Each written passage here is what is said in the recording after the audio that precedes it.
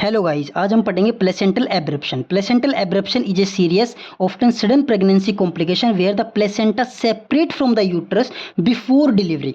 क्या है? Before delivery. But in normal cases में क्या होता है, जो प्लेसेंटा है वो सेपरेट होता है बेबी से at the time of the delivery. But placental abruption में क्या हो रहा है, अब बिफोर डिलीवरी सेपरेट हो जाता है, जिससे क्या होता है, मदर के अंदर बहुत ज़्यादा ब्लीडिंग होती है और जो ब्लड सप्लाई है फीटस के अंदर वो कम हो जाती है या बंद हो जाती है, जिससे फीटल डिस्ट्रेस हो जाता है।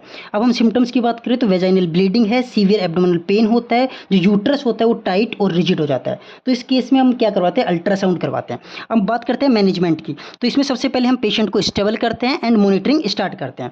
अगर बेबी अलाइव है और डिस्ट्रेस प्रेजेंट है तो हम इमरजेंसी सिजेरियन सेक्शन करेंगे। अगर बेबी डेड है और स्टेबल केस है तो हम वेजाइनल डिलीवरी करते हैं। अब एक केस के थ्रू समझते हैं। जैसे एक 26 ईयर ओल्ड फीमेल है, G1 P0 eight 36 week of pregnancy है उसकी, is brought to the emergency with sudden onset of vaginal bleeding and severe abdomen pain है। तो इस केस में हम क्या करेंगे, पहले फीमेल को स्टेबल करेंगे, फिर मॉनिटरिंग करेंगे। अगर फीटस डिस्ट्रेस है तो हम इसमें क्या करेंगे, हम इमरजेंसी सिजेरियन सेक्शन करेंगे।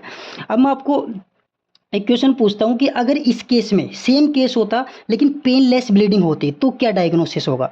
तो ये आप मेरे को कमेंट करके बताएं। आज के लिए इतना ही गाइस, मिलते हैं नेक्स्ट वीडियो में। Thank you.